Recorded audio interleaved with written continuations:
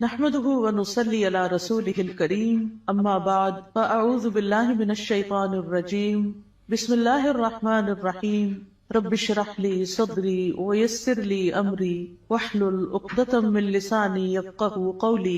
قرآن مجید کا آغاز سورۃ الفاتحہ سے ہوتا ہے جو قرآن مجید کی سب سے افضل سورت ہے۔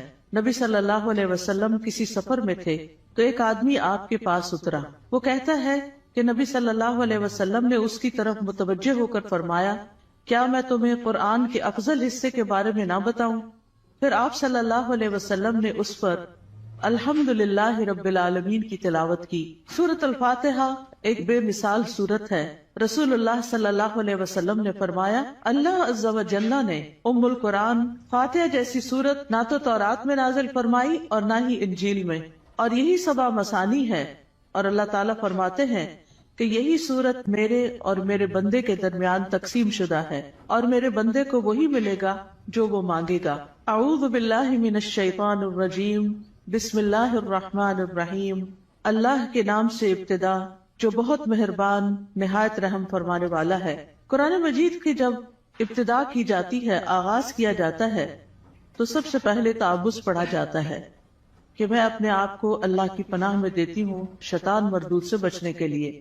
شیطان مردود کبھی بھی نہیں چاہتا کہ انسان سیدھے راستے کی طرف چلے، اور قرآن کا راستہ ہی سیدھا راستہ ہے۔ نبی صلی اللہ علیہ وسلم کا دیا ہوا راستہ ہی دراصل سیدھا راستہ ہے، لیکن شیطان کبھی بھی یہ نہیں چاہتا کہ ہم اس قرآن سے ہدایت پائیں۔ اسی طرح جب ہم اعوذ باللہ پڑھتے ہیں تو اس کا ایک صیغہ اعوذ بکلمات اللہ بھی ہے، یعنی ایک تو ہے اعوذ باللہ اور ایک ہے اعوذ بکلمات اللہ، کہ میں اللہ تعالیٰ کے سارے کلمات کے ساتھ اللہ کی پناہ میں اپنے آپ کو دیتی ہوں۔ کیونکہ آپ دیکھیے کہ اللہ سبحانہ تعالیٰ کی جو مختلف مخلوقات ہیں ان میں سے یعنی شیاطین تو بری مخلوق ہیں، لیکن اس کے ساتھ ساتھ فرشتے جو ہیں وہ اچھی مخلوق ہیں۔ تو انسان کو ایک طرف جہاں شیطان بہکاتا ہے تو وہاں دوسری طرف فرشتہ اس کے دل میں اچھا خیال بھی ڈالتا ہے، اور فرشتے جو ہیں وہ ہمارا دفاع بھی کرتے ہیں۔ تو اس لیے اللہ سبحانہ تعالیٰ کی مدد کے ساتھ قرآن کا آغاز کرنا چاہیے۔ بسم اللہ الرحمن الرحیم سے اللہ کا نام لے کر جو کہ بہت مہربان نہایت رحم فرمانے والا ہے۔ الحمدللہ رب العالمین الرحمن الرحیم مالک یوم الدین ایاک نعبد و ایاک نستعین۔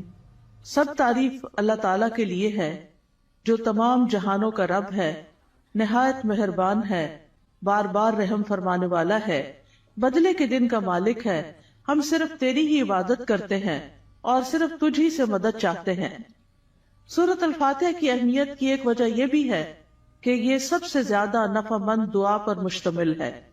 ابن تیمیہ کہتے ہیں کہ جب میں نے غور کیا کہ سب سے نفع مند دعا کون سی ہے تو بس وہ اللہ کی رضا کے کاموں پر مدد مانگنے کی دعا ہے کہ اللہ اپنی پسند کے کاموں پر ہماری مدد فرما۔ پھر میں نے سورۃ فاتحہ کی اس آیت ایاک نعبد و ایاک نستعین میں اس دعا کو پا لیا، اور اس میں دراصل انسان اللہ کی عبادت کی بات کرتا ہے کہ اللہ میں تیرا بندہ ہوں، تیری عبادت کرتا ہوں، تیری عبادت کرنا چاہ رہا ہوں۔ اور جیسا کہ آئندہ رمضان آ رہا ہے تو اس میں ہم عام دنوں سے زیادہ انشاءاللہ اللہ تعالیٰ کی عبادت کریں گے۔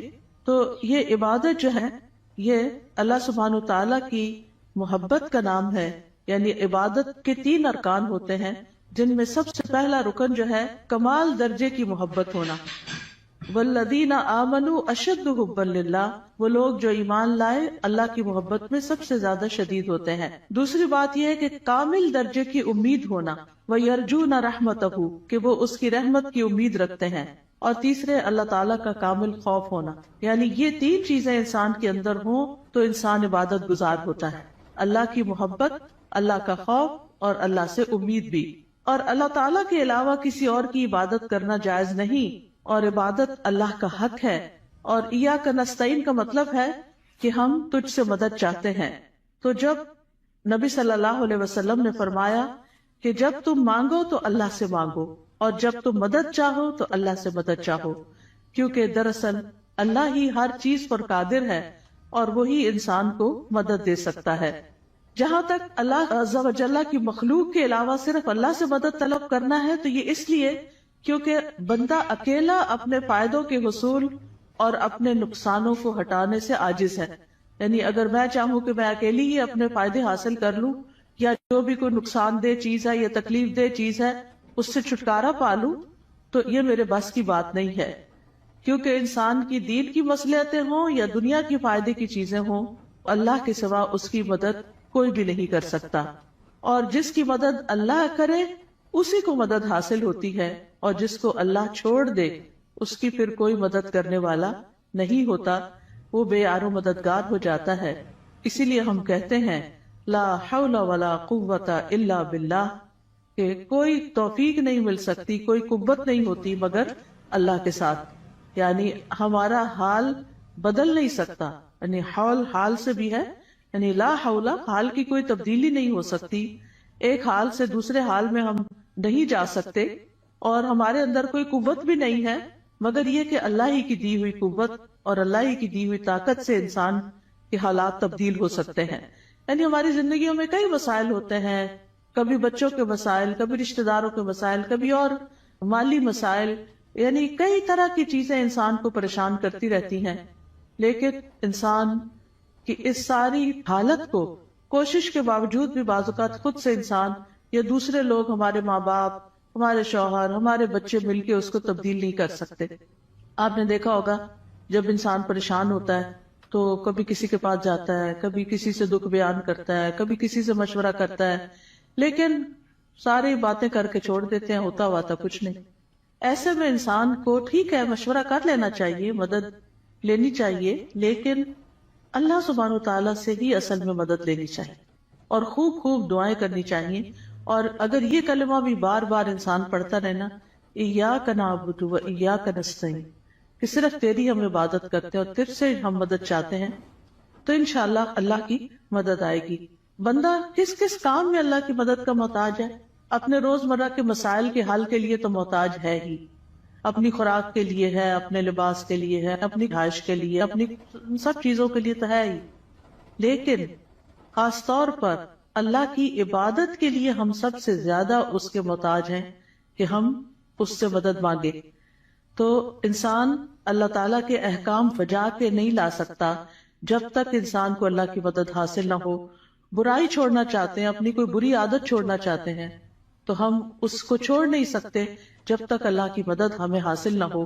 اسی طرح دنیا میں ہماری جو تقدیر ہے، اس تقدیر میں جو غم لکھے ہیں، ان غموں سے چھٹکارا نہیں پا سکتے جب تک کہ اللہ کی مدد حاصل نہ ہو.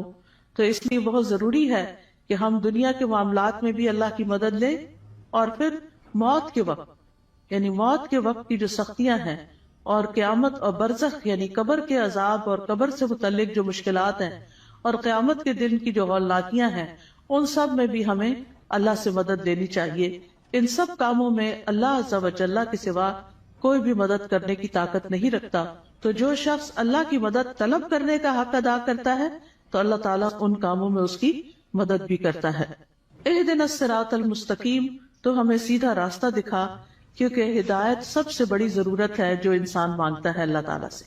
یعنی مانگنے کی چیزیں تو بہت ہے، لیکن سب سے اہم ترین چیز جو ہے وہ ہدایت ہے، کہ اللہ تعالیٰ ہمیں ہدایت عطا فرمائے. کیونکہ ہدایت جس کو مل گئی تو وہ متقین میں سے ہو جائے گا، اور جس کے اندر تقویٰ آ گیا اس کو مزید ہدایت بھی ملے گی. اور جو متقین میں سے ہو جائے گا تو من یتق اللہ یجعل لہ مخرجا ویرزقہ من حیث لا یحتسب، جو اللہ سے ڈرے گا وہ اس کے لیے نکلنے کا کوئی راستہ بنا دے گا اور اسے وہاں سے رزق دے گا جہاں سے وہ گمان بھی نہیں کرتا ہوگا، یعنی جہاں سے وہ سوچ بھی نہیں سکتا. تو اس لیے انسان کو ہدایت کی ضرورت ہے اور ہدایت اللہ سے مانگتے ہی رہنا چاہیے. آپ دیکھیے کہ حیرانی کی بات ہے کہ دن میں 5 نمازوں کی ہر رکعت میں ہم سورۃ فاتحہ پڑھتے ہیں. سورۃ فاتحہ کے اندر ہم اللہ سے ہدایت ہی مانگتے رہتے ہیں کہ اللہ تو ہمیں ہدایت دیتے، ہمیں ہدایت دیتے. یعنی انسان کو مل بھی جائے تو بھٹکنا بڑا آسان ہوتا ہے، دل کا ٹیڑھا ہونا بڑا آسان ہوتا ہے. تو اس لیے بہت ضروری ہے کہ ہم سب دل لگا کے یہ دعا کرتے رہیں. نبی صلی اللہ علیہ وسلم ایک اور دعا بھی کرتے تھے، اللہم انی اسألک الہدی والتقی والعفاف والغنی، کہ اے اللہ میں تجھ سے ہدایت، تقوی اور پاک دامنی اور دل کا غنا مانگتا ہوں. اسی طرح ایک اور دعا ہے، اللہم اہدنی وسددنی، اے اللہ تو مجھے ہدایت عطا فرما اور سیدھا رکھ، یعنی درست رکھ کہ ادھر ادھر نہ ہو جاؤں۔ اسی طرح نبی صلی اللہ علیہ وسلم تہجد کے وقت اللہ تعالیٰ سے سیدھے رستے کی ہدایت کی دعا مانگتے تھے، اور اپنی تہجد کی نماز شروع ہی اس دعا سے کرتے تھے، اللہم رب جبریل و میکائیل و اسرافیل فاطر السماوات والارض عالم الغیب والشہادۃ انت تحکم بین عبادک فیما کانوا فیہ یختلفون اللہم اہدنی لما اختلف فیہ من الحق انک تہدی من تشاء الی صراط مستقیم۔ اے اللہ، جبریل، میکائیل اور اسرافیل کے رب، آسمانوں اور زمین کے پیدا کرنے والے، ہر غیب اور حاضر کو جاننے والے، تو اپنے بندوں میں ان چیزوں کا فیصلہ کرے گا جن میں وہ اختلاف کرتے ہیں۔ اے اللہ، مجھے اس حق کی طرف رہنمائی دے جس میں اختلاف کیا گیا ہے، یقیناً تو جس کو چاہتا ہے سیدھے رستے پہ چلاتا ہے۔ یعنی جن چیزوں میں لوگ اختلاف کر رہے ہیں کہ یہ سیدھا رستہ ہے کہ نہیں، تو اللہ مجھے اس میں سیدھا رستہ دکھا دے۔ اب دیکھیں، ایک تو ہوتا ہے کہ ہم دین کی طرف نہ آئیں، لیکن ہم جب دین کی طرف آ بھی جاتے ہیں نا، تو اس میں بھی لوگ، کوئی کہتا ہے یہ کرو، کوئی کہتا ہے وہ کرو، تو انسان پھر کنفیوز ہوتا ہے کہ میں کیا کروں اور کیا نہ کروں۔ تو ایسے میں جہاں بھی اختلاف ہو، بہتر یہی ہے کہ انسان اللہ سے اس میں صحیح رہنمائی کی دعا مانگے۔ انہیں دو لوگوں کے بیچ میں کوئی مس انڈرسٹینڈنگ، کوئی اختلاف ہو جاتا ہے، ہر انسان کیا سمجھتا ہے میں ٹھیک ہوں، اور وہ اپنا نقطہ نظر جو ہے یا اپنا پوائنٹ آف ویو جو ہے وہ بہت شدت کے ساتھ بیان کرتا ہے، لیکن اصل بات یہ ہے کہ انسان اللہ سبحانہ تعالیٰ سے جب مدد مانگتا ہے کہ اللہ اس اختلاف میں مجھے ہدایت دے، تو ہی سیدھے رستے پر ہوتا ہے۔ پھر اسی طرح یہ ہے کہ بچوں کو بھی صحیح فیصلے کرنے کے لیے ہدایت کی دعا دینی چاہیے۔ عبد الحمید بن سلمہ کہتے ہیں کہ ان کے والدین ان کے متعلق اپنا مقدمہ لے کر نبی صلی اللہ علیہ وسلم کی خدمت میں حاضر ہوئے۔ میرے والدین میں سے ایک مسلمان تھا، دوسرا نہیں تھا، کافر تھا۔ نبی صلی اللہ علیہ وسلم نے بچے کو اختیار دیا تو وہ ان دونوں میں سے جو کافر تھا اس کی طرف متوجہ ہو گیا۔ تو آپ کو فکر لگی کہ یہ اگر کافر لے جائے گا تو بچے کو کافر بنا دے گا۔ تو آپ صلی اللہ علیہ وسلم نے اسی وقت دعا کی، اللہم اہدہ، اللہ اس کو ہدایت دے دے۔ تو وہ مسلمان کی طرف متوجہ ہو گیا۔ تو پھر آپ نے فیصلہ اس کے حق میں کیا، کیونکہ آپ خود سے نہیں اس بچے کو کہہ سکتے تھے یا خود سے دے نہیں سکتے تھے، وہ بچے کی چوائس پر تھا کہ وہ کدھر جانا چاہتا ہے۔ تو آپ نے اس کے لیے دعا شروع کر دی۔ اس سے پتہ چلتا ہے کہ زندگی کے چھوٹے چھوٹے معاملات میں آپ لوگوں کی فکر کتنی کرتے تھے، ان کے لیے دعائیں کیسی کرتے تھے، اور سب سے زیادہ تو ان کی ہدایت اور ان کی آخرت کی فکر۔ پھر اسی طرح یہ ہے صراط الذین انعمت علیہم، راستہ ان لوگوں کا جن پر تو نے انعام کیا۔ یعنی ہم سیدھا راستہ تو مانگتے ہیں، لیکن ہمیں یہ نہیں پتا کہ وہ کیسے پتا چلے گا، کون سا ہمارے لیے نمونہ ہے، کن لوگوں کو ہم فالو کریں۔ کیونکہ پڑھی ہوئی چیزیں، سنی ہوئی چیزیں انسان جب کرنے لگتا ہے تو طریقہ فرق ہو جاتا ہے، لیکن جب کسی کو کرتے ہوئے دیکھتا تو آسانی ہو جاتی۔ اس کی مثال ایسے ہی ہے کہ جیسے آپ اگر کسی سے ریسیپی پوچھتے ہیں کہ میں یہ فلاں چیز کیسے بناؤں، تو آپ نے دیکھا ہوگا جیسے آلو گوشت ہے مثال کے طور، تو ہر گھر کے بنانے کا طریقہ فرق، اور ہر ایک ٹائم بھی فرق لیتا ہے۔ کوئی جلدی سے بنا کے رکھ دیتا ہے، کوئی آہستہ آہستہ بناتا ہے، کوئی ایک طریقے سے، کوئی دوسرے طریقے سے۔ تو اب اگر آپ صرف ریسیپی پوچھیں گے تو ہو سکتا ہے کوئی چیز مس ہی کر دے اس میں سے۔ تو جب آپ کسی کو بناتے ہوئے دیکھیں گے، صرف ایک دفعہ دیکھنے کی ضرورت ہے، تو آپ کو بہت آسان ہو جائے گا وہ کام کرنا۔ کوئی بھی چیز ہو، جب آپ کسی کو کرتے ہوئے دیکھتے ہیں تو وہ آسان ہو جاتی۔ زبانی ایکسپلین کر کر کے انسان کہیں نہ کہیں غلطی کر جاتا ہے، کچھ نہ کچھ مس کر جاتا ہے۔ اور آج اہدنا الصراط المستقیم پہ بات ہونی تھی، تو اللہ نے ہمیں وہ گما کے آئے ہیں تو پتہ چلے کہ اگر ایک ٹرن بھی زندگی میں الٹا لیتے ہیں، کہیں غلط فیصلہ کرتے ہیں، تو کہیں سے کہیں پہنچ جاتے ہیں، بالکل ہی یعنی قریب آنے کی بجائے اور دور نکل جاتے ہیں، صرف ایک ٹرن اگر غلط لے لیں آپ۔ تو اسی طرح زندگی میں ہم صحیح جا رہے ہوتے ہیں، کہیں کوئی بیچ میں آ کے ہمیں کوئی غلط بات بتا دیتا ہے، ہم اس کے پیچھے لگ جاتے ہیں، اصل راستے کو چھوڑ کے چل بھائی وہ کہیں سے کہیں پہنچ گئے، تو وہ اللہ سے تو دور کر دیتا ہے نا انسان کو۔ تو اس لیے ہمیں یہ کہا گیا ہے کہ ان لوگوں کا راستہ مانگو جو ہدایت پر تھے، اور وہ کون تھے؟ انبیاء تھے، صدیقین تھے، شہداء تھے، صالحین تھے، نیک لوگ تھے، صحابہ کرام تھے، تابعین تھے، تبع تابعین تھے، جن کو آپ صلی اللہ علیہ وسلم نے خیر القرون میں سے قرار دیا. تو کتنا ضروری ہے کہ ہم ان لوگوں کی زندگیوں کے بارے میں پڑھیں، وہ کیا کرتے تھے. ہم آج کے لوگوں کو رول ماڈل بنا لیتے ہیں، وہ بیچارے تو خود بعض اوقات نہیں سمجھتے کہ انہیں کیا کرنا چاہیے.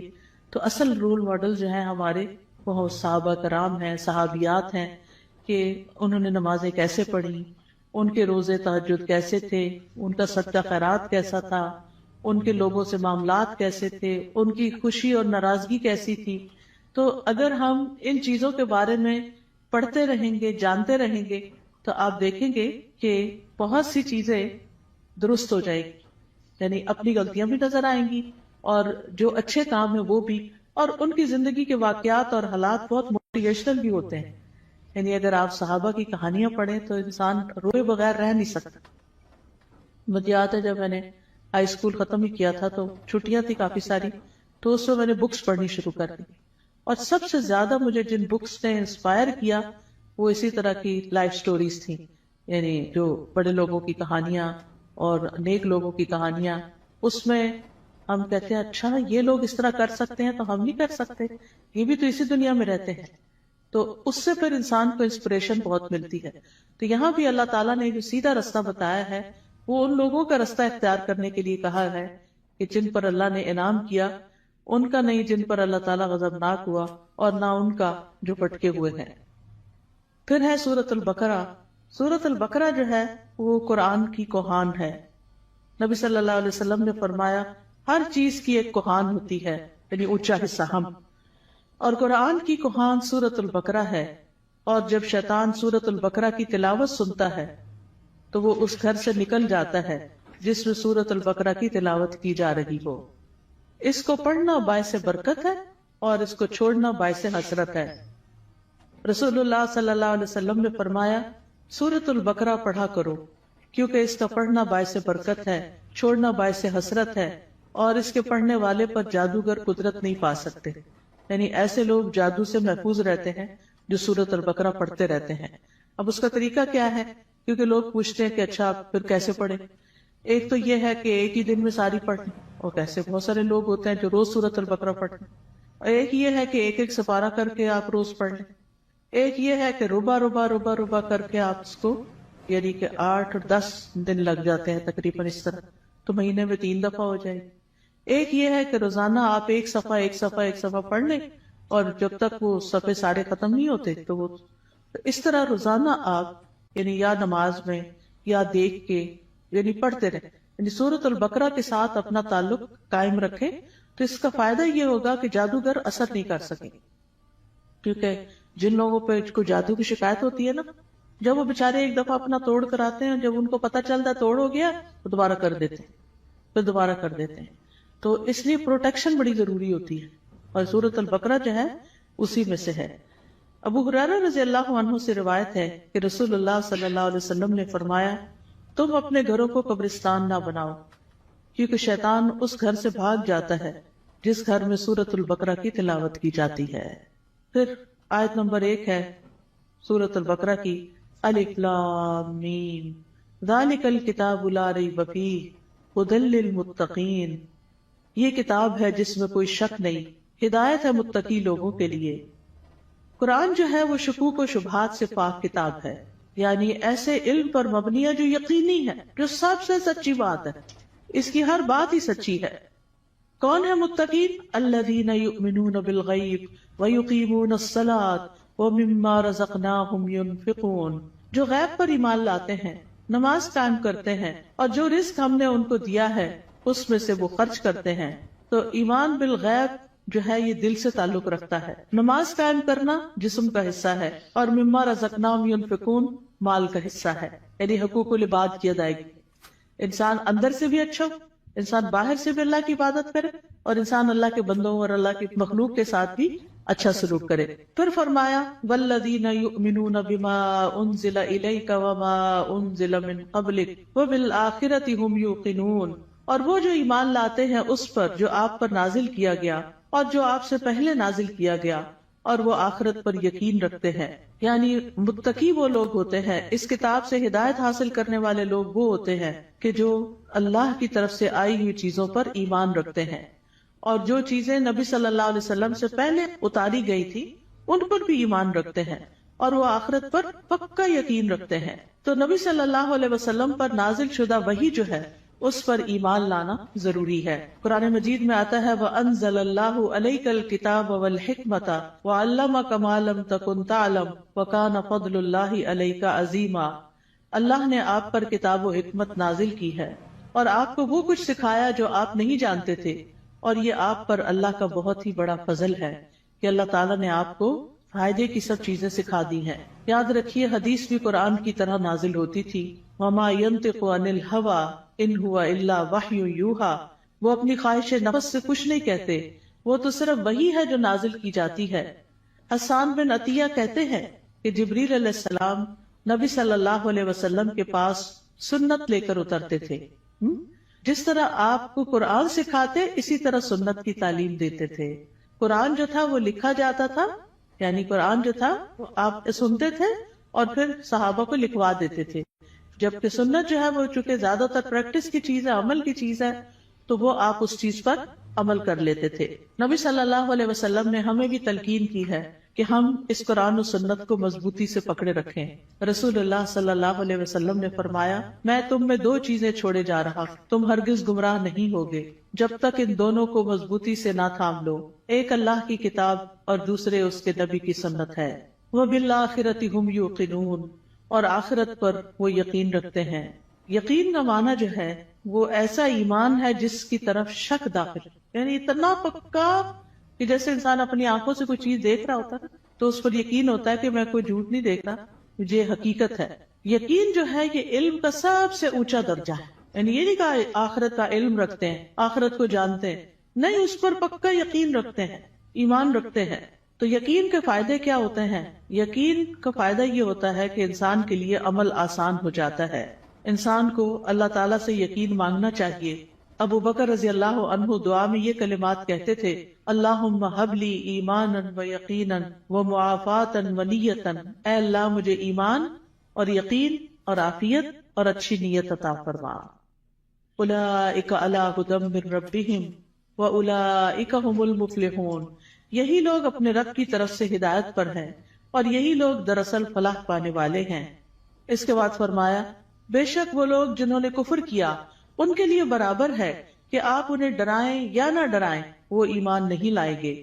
اللہ نے ان کے دلوں اور ان کے کانوں پر مہر لگا دی ہے اور ان کی آنکھوں پر پردہ ہے اور ان کے لیے بہت بڑا عذاب ہے. گناہ جب دل پہ پے در پے آتے ہیں تو دل کو بند کر دیتے ہیں، اور جب اسے بند کر دیتے ہیں تو اللہ کی طرف سے ٹھپا اور مہر لگ جاتی، پھر ایمان اندر نہیں داخل ہوتا. اس لیے پھر انسان کا کفر سے چھٹکارا پانے کا کوئی رستہ نہیں رہ جاتا. ختم اللہ علی قلوبہم.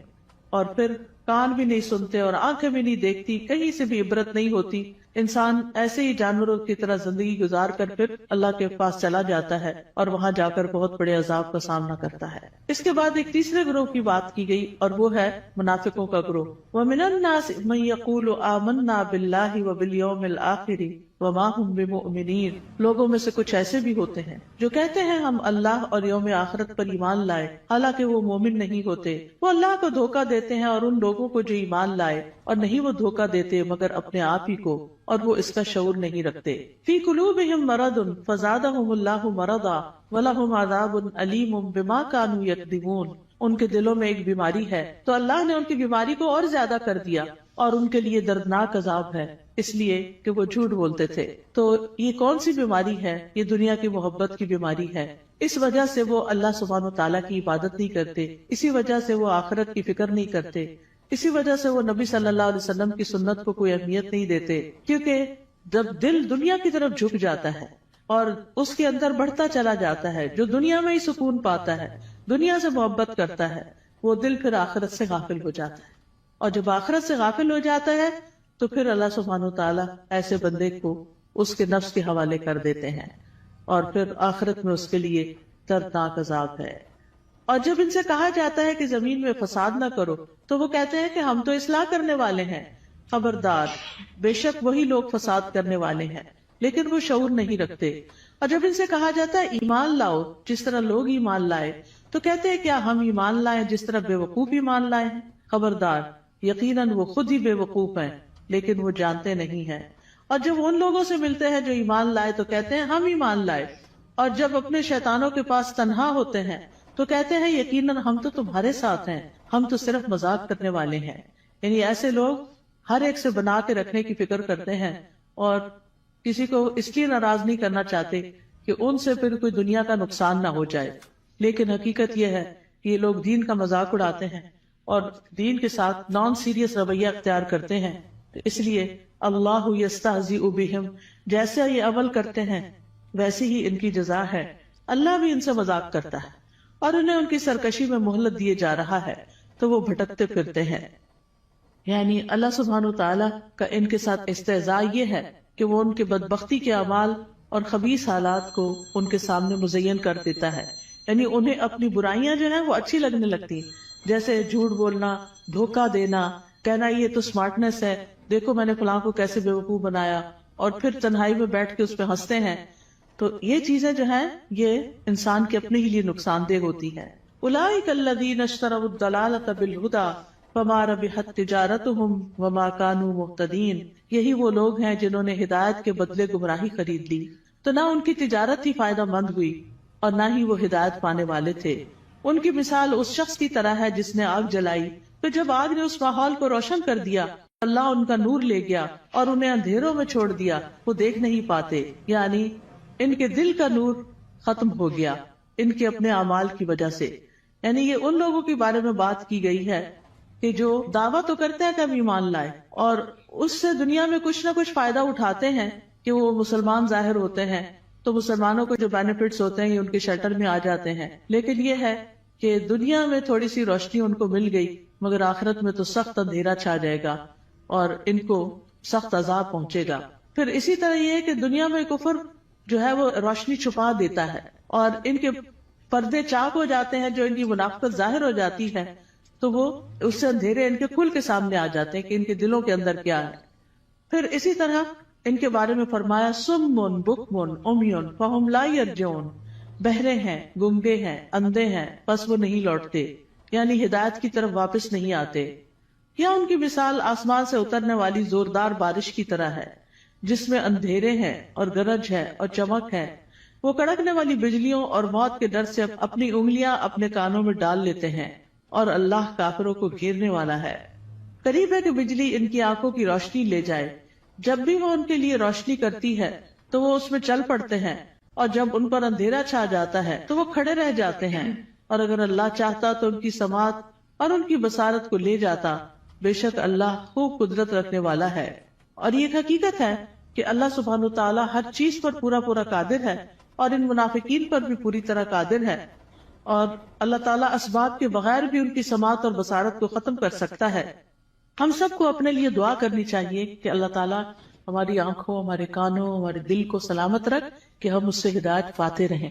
سنن ترمذی میں ایک دعا آئی ہے بڑی خوبصورت، وَمَتِّعْنَا بِأَسْمَاعِنَا وَأَبْصَارِنَا وَقُوَّاتِنَا أَبَدًا مَا أَحْيَيْتَنَا وَاجْعَلْهُ الْوَارِثَ مِنَّا، کہ اللہ ہمیں ہماری سماعت، ہماری بصارت، ہماری قوت سے فائدہ پہنچا اور اسے ہمارا وارث بنا دے. پھر اس کے بعد اگلا رکوع شروع ہوتا ہے، یا ایھا الناس اعبدوا ربکم الذی خلقکم والذین من قبلکم لعلکم تتقون. اے لوگوں اپنے رب کی عبادت کرو، الذی خلقکم جس نے تمہیں پیدا کیا، اور ان لوگوں کو بھی جو تم سے پہلے تھے، تاکہ تم بچ جاؤ، یعنی برے عذاب سے بچ جاؤ. تو عبادت کی بات پہلے بھی ہو چکی کہ ہمیں اللہ نے اپنی عبادت کے لیے پیدا کیا ہے، اور عبادت میں انسان کو اللہ تعالیٰ سے شدید محبت بھی کرنی ہوتی ہے اور اس سے ڈرنا بھی ہوتا ہے اور اس سے امید بھی رکھنی ہوتی ہے. پھر فرمایا الذی جعل لکم الارض فراشا والسماء بناء وانزل من السماء ماء فاخرج به من الثمرات رزقا لکم فلا تجعلوا للہ اندادا وانتم تعلمون. وہ جس نے تمہارے لیے زمین کو فرش اور آسمان کو چھت بنایا اور آسمان سے پانی نازل کیا اور اس پانی سے تمہارے لیے پھل بطور رزق پیدا کیے، بس تم اللہ کے ساتھ کسی کو شریک نہ ٹھہراؤ حالانکہ تم جانتے ہو. اور اگر تمہیں اس قرآن میں شک ہے جو ہم نے اپنے بندے محمد پر نازل کیا صلی اللہ علیہ وسلم، تو اسی طرح کی ایک صورت تم بھی بنا لاؤ، اور اللہ کے سوا اپنے گواہوں یعنی مددگاروں کو بھی بلا لو اگر تم سچے ہو۔ فَإِن لَّمْ تَفْعَلُوا وَلَن تَفْعَلُوا فَاتَّقُوا النَّارَ الَّتِي وَقُودُهَا النَّاسُ وَالْحِجَارَةُ أُعِدَّتْ لِلْكَافِرِينَ، پھر اگر تم نے ایسا نہ کیا اور تم ہرگز نہ کر سکو گے تو بچو اس آگ سے جس کا ایندھن انسان اور پتھر ہے، جو کافروں کے لیے تیار کی گئی ہے، اور خوشخبری دے دیجئے ان لوگوں کو جو ایمان لائے اور انہوں نے نیک عمل کیے۔ تو خوشخبریاں کس کے لیے ہیں؟ گڈ نیوز کس کے لیے ہیں؟ جو ایمان لا کر اچھے کام کرتا ہو، کہ ان کے لیے ایسے باغات ہیں جن کے نیچے نہریں بہتی ہیں، جب انہیں ان باغوں میں سے کسی قسم کا پھل کھانے کو دیا جائے گا تو وہ کہیں گے یہ تو وہی ہے جو اس سے پہلے بھی ہم دیے گئے، اور انہیں اس سے ملتے جلتے پھل دیے جائیں گے۔ وہاں ان کے لیے پاک صاف بیویاں ہوگی اور وہ ان باغات میں ہمیشہ رہنے والے ہیں، ہمیشہ کے لیے۔ یہ کتنی بہترین جزا ہے جو نیک عمل کرنے والوں کی ہے۔ معاذ بن جبل رضی اللہ عنہ کہتے ہیں کہ نیک عمل وہ ہوتا ہے جس میں 4 چیزیں ہوں۔ نمبر 1 علم، علم کے ساتھ ہو کیا۔ نمبر 2 اچھی نیت ہو، کرنے کی نیت بھی اچھی ہونی چاہیے۔ نمبر 3 صبر کے ساتھ کرنا چاہیے، اور نمبر 4 اخلاص کے ساتھ کرنا چاہیے۔ تو جس عمل میں یہ سب چیزیں ہوں، صبر بھی ہو، نیت اچھی ہو، عمل انسان کا جو ہے وہ علم کے مطابق ہو، تو وہی شخص جو ہے وہ نیک ہے۔ وَأُتُوا بِهِ مُتَشَابِهًا، اور وہ جنت میں ملتے جلتے پھل دیے جائیں گے، یعنی جنت کے پھل اگرچہ ایک دوسرے سے ملتے جلتے ہوں گے لیکن ان کا ذائقہ بڑا مختلف ہوگا۔ جیسے آم ہے تو آم آموں سے ملتے جلتے بظاہر دیکھنے میں، یعنی یہ صرف ورائٹی کی انتہا ہے نا، کہ آپ نے کبھی نوٹ کیا ہوگا مثلاً آپ بعض اوقات 2 اورنجز کھاتے ہیں، کیا دونوں کا ذائقہ ایک ہوتا ہے؟ نہیں ہوتا ہے۔ اور اگر کس میں فرق ہو تو ان کی خوشبو، ان کا رنگ، ایون کلر بھی، کسی کا ریڈ ہوتا ہے، کسی کا یلو، کسی کا برائٹ یلو ہوتا ہے، کسی کا اورنجش ہوتا ہے، ان کی خوشبو، ان کی مٹھاس۔ اب وہ جنت میں ان کے سامنے پھل پڑے ہوئے ہیں، دیکھنے میں ایک جیسے لگ رہے ہیں، ایک کھائیں گے اور مزہ، ایک کھائیں گے اور مزہ، ایک کھائیں گے اور مزہ، کیونکہ اگر 2 پھل ایک جیسے بھی کھائیں گے تو وہ بور ہو جاتا ہے نا انسان۔ دیکھیں وہ یہ اورنج، یہ میں نے کھائے ہوئے ہیں۔ لیکن اتنی ورائٹی ہے جنت میں، اتنی ورائٹی ہے کہ انسان کا دل بھرے گا ہی نہیں کسی وقت۔ دیکھیں ہمیں ہر نئی چیز اچھی لگتی ہے، ہم ہر نئے آئیڈیا سے، ہر نئی یونیک چیز سے انسپائر ہوتے ہیں۔ تو جنت میں تو ہر وقت ہر چیز نئی نئی نئی نئی نئی، یعنی نہ پرانی چیزیں ہوگی، نہ وہ ریپیٹیشن ہوگی، نہ وہ بوریت ہوگی، نہ وہ دل بھرے گا۔ اب فیشن کیا ہے؟ ایک نیا آئیڈیا ہی ہوتا ہے نا، حالانکہ بعض اوقات اس میں بڑی تکلیف بھی ہوتی ہے، لیکن وہ نیا ہوتا ہے تو لوگوں کو اٹریکٹ کرتا ہے، یونیک، ان یوزول۔ تو وہ اتو بھی متشابہہ، دیکھنے میں وہ متشابہ ہے لیکن کھانے میں ان کا مزہ، جیسے ایک حدیث میں بھی آتا ہے کہ جنت کے جو ببول کا درخت ہوگا اس کے جو کانٹے ہوں گے، اس میں سے ایک کانٹے کے اندر 70,000 قسم کے پھل ہوں گے، یعنی اس کے اندر وہ رنگ ہوں گے اور اس کے ڈفرنٹ چیزیں ہوں گی، اور وہ جب ایک ایک چیز نکالتا جائے گا انسان تو different colour, different test, different خوشبو، ایکسپلور ہی کرتا جائے گا، ایکسپلور ہی کرتا جائے گا۔ اسی لیے خالدین فی، رہنا ہی رہنا ہے، کوئی موت نہیں ہے وہاں، جنت میں موت نہیں ہے، جہنم میں بھی موت نہیں ہو۔ اس لیے انسان کو جنت کا شوق لگ جانا چاہیے اور اس کے لیے کوشش کرنی چاہیے، اس کے لیے تڑپنا چاہیے، اور اس کے لیے ہر وہ کام کر لینا چاہیے جس سے وہ ایک دم اندر چلے جائیں، چاہے وہ اچھی عبادت کر کے، چاہے وہ بندوں کی خدمت کر کے، یعنی جو کام پتہ چلے نا یہ جنت میں لے جانے والا، تو انسان کو اس کا حریص ہو جانا چاہیے۔ ٹھیک ہے ہم کمزور انسان ہیں، نہ ہمارے پاس اتنی ہمت ہے زیادہ، نہ مال ہے زیادہ، لیکن کچھ نہ کچھ تو کرتے چلے جائیں تاکہ ایک دن اللہ تعالیٰ کا دیدار بھی ہو، کیونکہ جنت عدن میں جو لوگ ہوں گے اللہ تعالیٰ کے دیدار میں انہیں کوئی رکاوٹ پیش نہیں آئے گی، اور اللہ تعالیٰ کے وہ بڑے پسندیدہ اور چوزن لوگ ہوں گے۔ لیکن اس کے لیے اللہ کے راستے میں جہاد کرنا، جد و جہد کرنا، نکلنا، اپنے کمفرٹ زون سے باہر نکلنا، اپنا مال خرچ کرنا، اپنی جان لگانا، یہ چیزیں ہیں جس سے انسان جنت کا سودا کرتا ہے۔ ان اللہ اشتری من المؤمنین انفسهم واموالهم بان لهم الجنہ، اللہ نے بے شک خرید لی مومنوں سے ان کی جانیں اور ان کے مال، کیونکہ ان کے لیے جنت ہے۔ تو جنت حاصل کرنے کے لیے انسان کو کچھ دینا پڑتا ہے، اور وہ یہی دنیا کا وقت ہے، تھوڑا سا، یہ چند سال ہے، پتہ نہیں کب تک زندہ ہے کب تک نہیں۔ تو اللہ تعالیٰ سے دعا ہے کہ وہ ہمیں نیک اعمال کرنے کی توفیق عطا فرمائے۔ پھر بے شک اللہ اس سے نہیں شرماتا کہ وہ مادہ مچھر یا اس سے اوپر کسی چیز کی مثال بیان کرے. پھر جو لوگ ایمان لائے ہیں وہ جانتے ہیں کہ وہ ان کے رب کی طرف سے سچ ہے، اور جن لوگوں نے انکار کیا وہ کہتے ہیں اس مثال سے اللہ کی کیا مراد ہے. اللہ اس سے اکثر لوگوں کو گمراہ کرتا ہے اور اسی سے بہت سے لوگوں کو ہدایت بخشتا ہے، اور اس مثال سے گمراہ کرتا بھی ہے تو صرف فاسقوں کو.